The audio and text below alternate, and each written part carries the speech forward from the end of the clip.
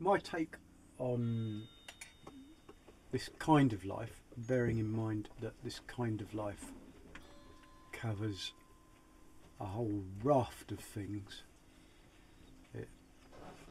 It's partly living in a van, but it's also partly living closer to nature, being able to move around, having freedom from the system as much as possible. My take on this is, if you're not living like this, then you're not living. You're missing out on nature. You're missing out on flowers growing, baby hairs being found in garlic.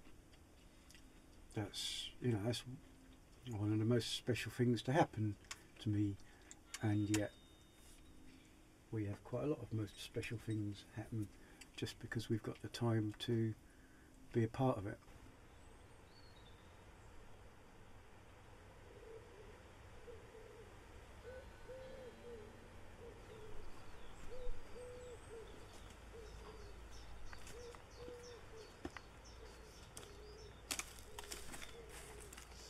Like I said, this time of the year it comes into its own because his spring's blooming, and and you want to be outside and everywhere's beautiful, and yeah, we don't tend to hang out in here.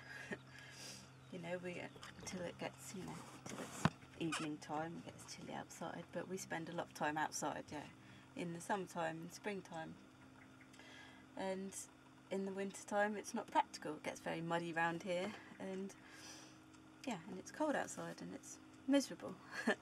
But that's just part of the life, and we live as hectic a lifestyle as anybody else. We have to. Isaac's now at school full time, when he wasn't last year because he's at high school. So we have to get up with the alarm. We have to take him to school. We've got our own jobs.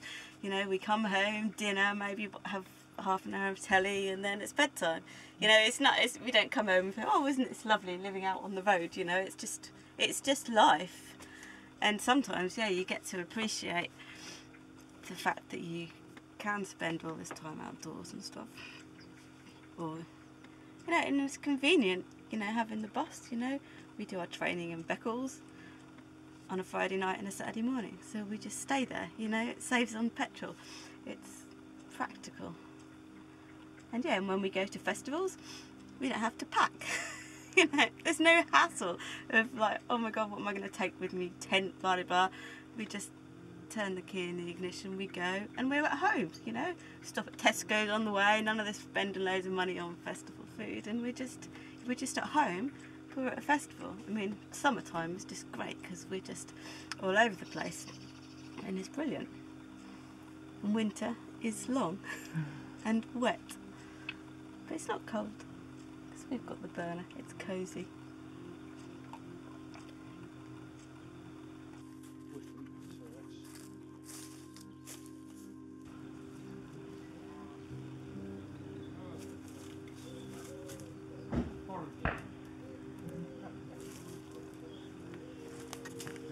Dinner on the floor. Yes! I forgot to put gloves on. That's a mistake. I'd have gone for the hogweed myself. Well, I'm going for the hogweed too. Right. What are you doing?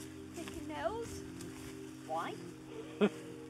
Because they're ever so good for you. We're going to have them for tea. Oh, hell's Are bells. we really? I best get a bin liner and start swallowing it. Have you ever tried nettles? No, my fingers have and they don't like them. They don't sting when they're cooked.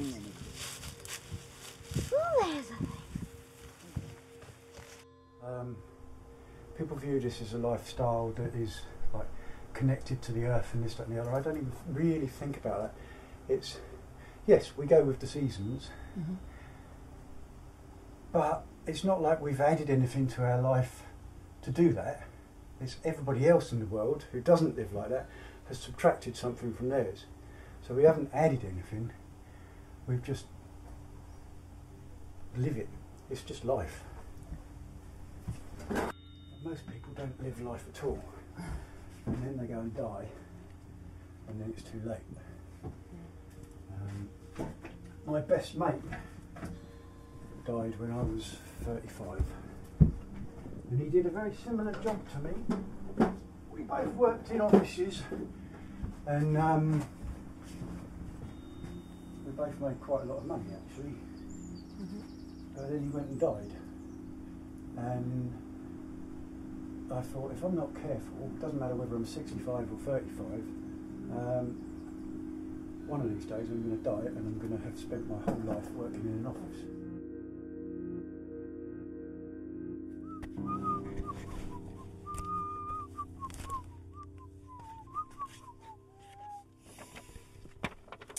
Whistle while you work, Hitler is at work.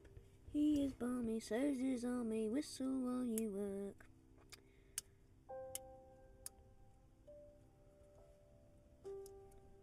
I don't want to be a policeman. It's not the greatest of careers.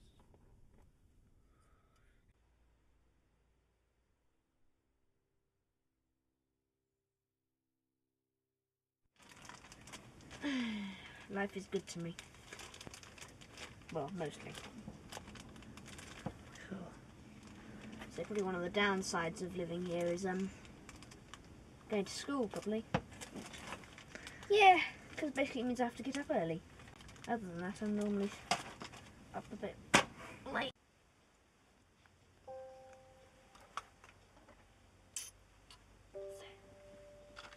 Need 6 screws. I've got a little more than 6 though. Got a whole packet of them.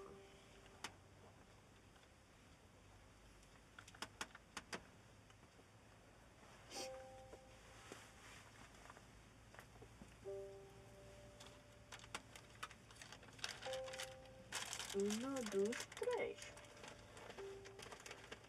Uno, dos, tres.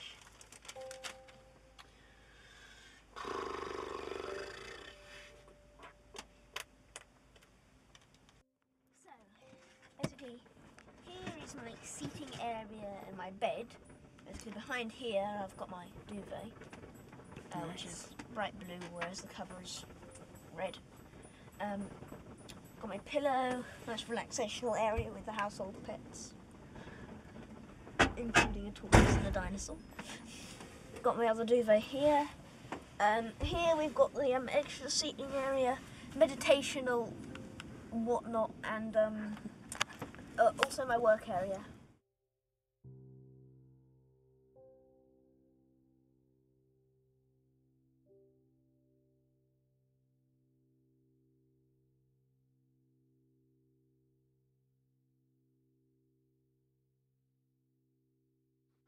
Does everyone want pretend Marmite? No, thank you. Yeah, I quite like that pretend Marmite. What do you want, or is it just butter? Yes, please.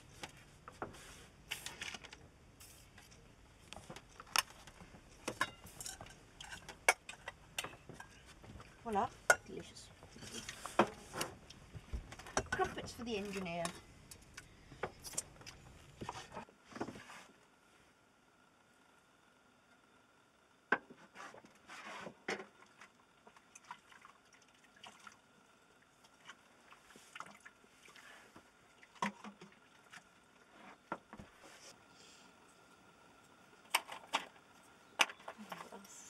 I think we should seriously consider getting a smartphone printer though. How big are they? As big as another printer, unfortunately. Where are you going to put that? Seriously See, this is consider. I one didn't thing say about get. living in a small space. He wants all the big things to go in it, like printers. There has to I be. don't want a printer. There but has I to think be I a need one. compromise.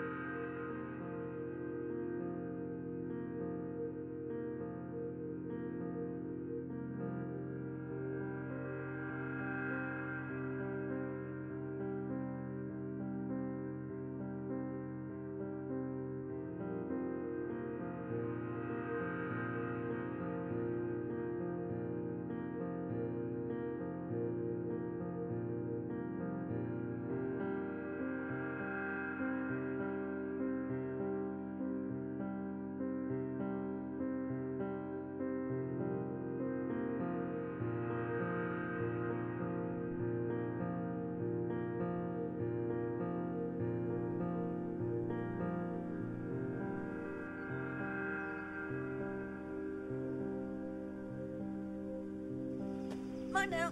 Coming through. Oh, God, unzip it. There.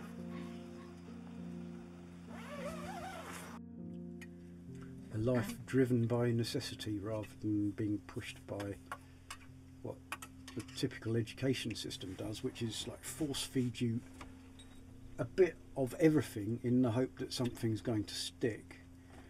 Well, my belief about education and learning and life is that you will find the thing that you want to do in life, and then you will draw the resources to you to enable you to do that. And if that means going to learn to do welding, then you will.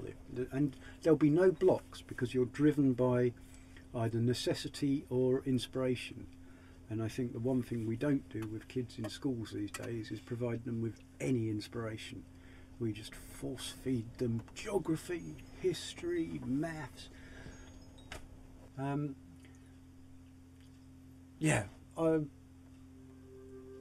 think we expect too much of children, and we give them nothing to make them want to do anything except kind of, if you don't do this, you're not going to make enough money. Well, you can be rich and not be happy, but if you're happy, you're always rich. Isaac, for the most part, is a very happy boy. I think that giving him security and love and hopefully some inspiration one day will give him far more than an O-level or several O-levels. I mean, I'm not opposed to him getting O-levels at all, but as far as I'm concerned, if he's coming home from school with a smile on his face, that's far more important than him coming home saying, oh, I managed to do this, that or the other. But if he comes home and says, I did this, that and the other because I'm trying to get to such and such a point, then yeah, that would make me more pleased than anything. Now, he didn't learn to read till he was 7, but he learned to read in about 4 days because he wasn't ready before then, but then he had a reason to, and so he just learned. And his reading age now is, God, I hate to think, he's a phenomenal reader. But had I pushed him to it, which I was tempted to do a few times because I was thinking, God, why doesn't this child read? If I'd pushed him, he'd probably never have bothered because he would have resisted it. And I think that's what we set up in schools.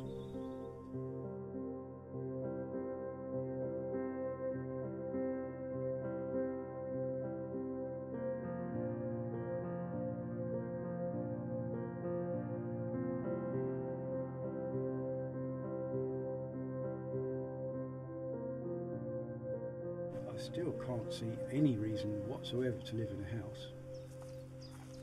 We're as comfortable as, well, we're comfortable in perhaps a different way than living in a house. We don't have a telly.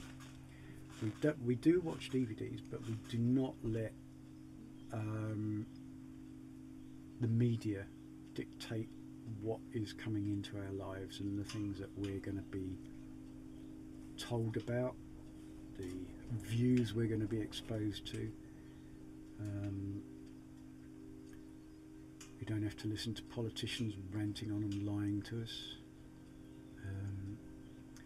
So we spend variously time reading, watching DVDs, doing things. When I'd had the house, I had a telly, and one day it blew up. So I went and got my other telly out of the bedroom and put it in the front room, and about 2 days later that blew up. So I went and got the third remaining telly out of the guest bedroom and I threw it in the skip because I thought life was actually telling me something at that point. And I've never had a telly since, and again I haven't missed it because it is 99% drivel, and even the good stuff, why bother watching that when you can be doing something better, making something of your life? You know, I'm never going to be top of anything. I'm not, when I say make something of your life, I'm not going to be a star when it comes to the silks, or I'm not going to be the best welder ever. I'm not going to be the best at anything ever. But I'll have lived the best life for me, all told. When you put all the bits together, I'll have lived me. And I really believe the only thing I'm going to think come the day I die is, what a shame I couldn't have a bit longer.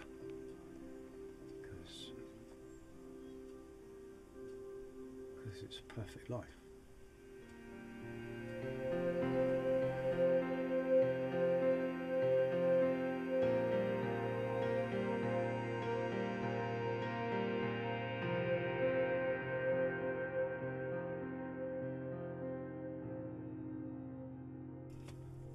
It's a nice life to live in every circumstance. I think I'd prefer it to any other. Life is for living, and I hope you agree, 'cause everything is part of it. You or me. Life is for living, and I hope you agree, 'cause everything is coming back to you and